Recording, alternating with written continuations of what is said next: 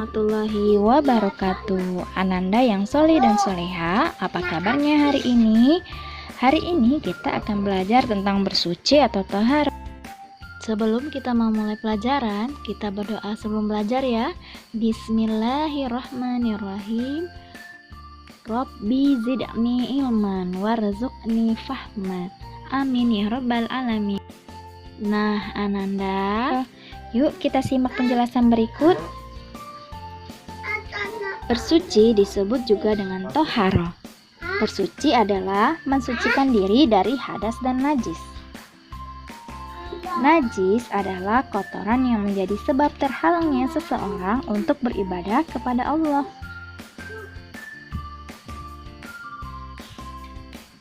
Sedangkan hadas adalah kondisi tidak suci seseorang muslim yang menyebabkan terhalangnya orang itu untuk melakukan ibadah. Lalu, tahukah kalian apa saja alat bersuci atau benda yang dapat digunakan untuk bersuci? Alat bersuci antara lain adalah air, batu, daun, tisu, dan juga kayu. Kita dapat menggunakan benda-benda tersebut untuk bersuci. Macam-macam air untuk bersuci antara lain adalah air hujan, air sumur, es batu atau air salju, air sungai, air laut, mata air, dan juga embun.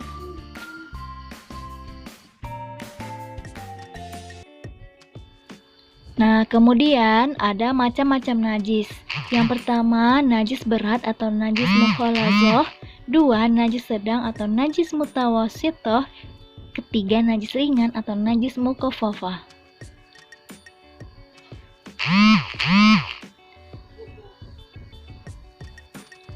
Najis berat atau mukhaladzah yaitu najis anjing dan babi, misalnya terkena darah atau air liurnya.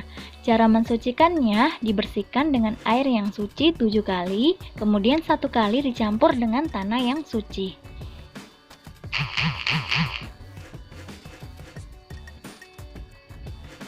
Lalu ada najis sedang atau mutawasitoh, yaitu najis pertengahan atau najis selain najis mukhaladzah dan mukhafafah.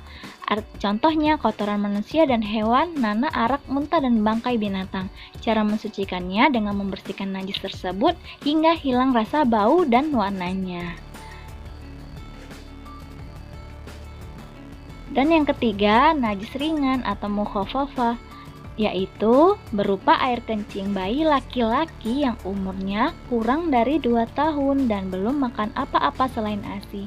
Cara mensucikannya dengan memercikkan air di atasnya hingga bersih, meskipun bukan di air yang mengalir.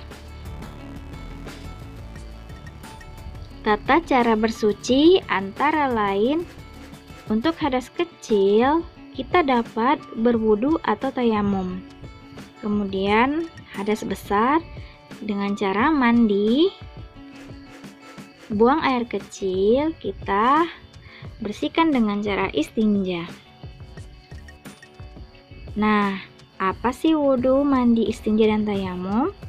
Wudu adalah salah satu cara mensucikan anggota tubuh dengan air. Seorang muslim diwajibkan bersuci setiap akan melaksanakan sholat.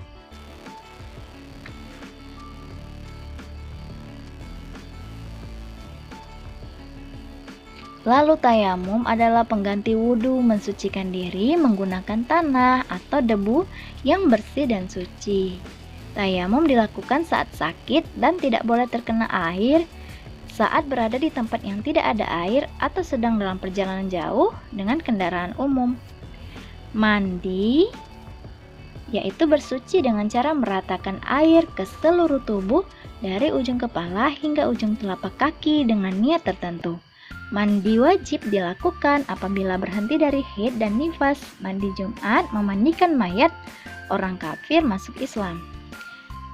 Sedangkan istinja yaitu membersihkan diri dari kotoran setelah buang air besar atau buang air kecil. Jika tidak ada air, kita dapat membersihkan kotoran dengan tisu.